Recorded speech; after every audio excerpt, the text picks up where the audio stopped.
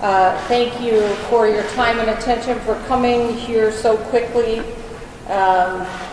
Like many of you, I watched the video of the police officer interacting with the University of Utah Medical Center nurse Alex Wubbels for the first time through the media late yesterday. What I saw is completely unacceptable to the values of my administration and unacceptable to the values of the Salt Lake City Police Department and this community. I extended a personal apology just now on the phone to Ms. Wubbels for what she has been through and for simply doing her job. There is currently an internal affairs investigation examining the actions of this officer, and the Civilian Review Board is conducting a parallel investigation. I have reiterated to Chief Brown that I expect the highest level of professionalism from him and his team. I have also instructed Chief Brown to conduct a thorough review of all policies and trainings to ensure respect for all individuals in all situations that we come into contact with.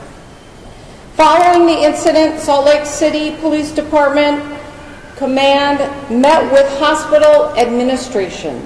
We immediately changed policies that may have been a factor in this encounter, and the officers' duties have been modified. I take these incidences very seriously. Since I took office, I have been working with Salt Lake City Police Department to increase our use of de-escalation techniques, and we have had great success. And this incident is a troubling setback for all of us. No medical professional in Salt Lake City should be hindered from performing their duties, and certainly not be fearful of the police officers they come into contact and work in partnership, often to save the lives of others. Again, I appreciate your time and your attention to this matter. I'm going to turn the time over to Chief Brown.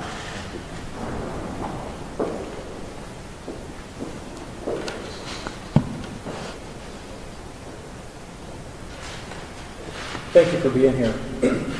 I was alarmed by what I saw in the video with our officer, Ms. Wubbels. I am sad at the rift this has caused between law enforcement and the nurses we work so closely with. I want to be very clear. We take this very seriously. Immediate steps were taken within 12 hours. Body camera footage was reviewed, and an internal affairs investigation was started. We've looked at the actions that took place, the policies that could have prevented it, and the training that must be done. Within 24 hours of this incident, Salt Lake City Police Department took steps to ensure this will never happen again. We met with the hospital CEO and the COO, the nursing management team, their legal representation team, and the University of Utah Chief Brophy. Most notable of all these conversations were that we apologized for the incident. We truly do. On improved policies and training. To date, we have suspended the officer from the blood draw program. We have already replaced our blood draw policy with a new policy. All remaining officers on the blood draw program have reviewed and are operating under this new policy and procedure. It is my sincere desire to get back to a very cooperative, respectful, and friendly relationship with our brothers and sisters in white. We work so very closely with them. The Salt Lake City Police Department, the Salt Lake City police officers have a very soft spot in our hearts for all medical professionals. We know if we are ever hurt in the line of duty, it is in their caring hands that they will perhaps save our life one day. I believe we can learn from mistakes and build upon and from building strong relationships with everyone we work with and serve. By doing that, we become a stronger police department. Thank you. I am definitely open to any questions you may have, as well as the chief. A couple of things. The arrest is one thing, but what really I'm hearing from a lot of people saying, why was that use of force necessary? Was that necessary in that situation? And you mentioned, second, that the officer has been suspended from the program. Is he facing being fired from the police department?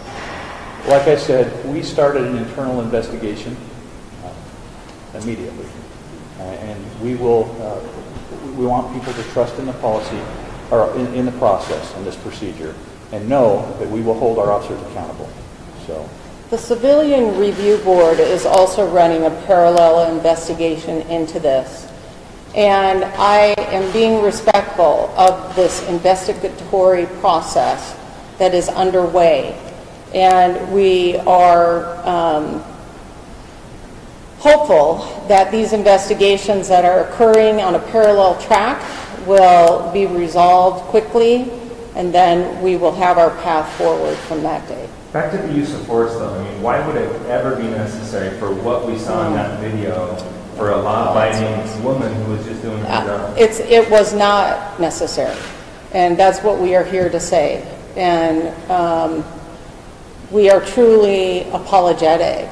The conversation I had with Ms. Wubbels was very sincere, and there's a strong desire on her part to work with us to create a path forward that keeps our community whole and provides for dialogue that is effective and not destructive. And we look forward to working with her and others who continue to help us evolve as a law enforcement agency and as a city. As part of your investigation, could termination be a possible outcome of this? You said he's suspended from a particular program, but what about his employment in general? We'll have to let the process play out. Like I said, I haven't made any decisions.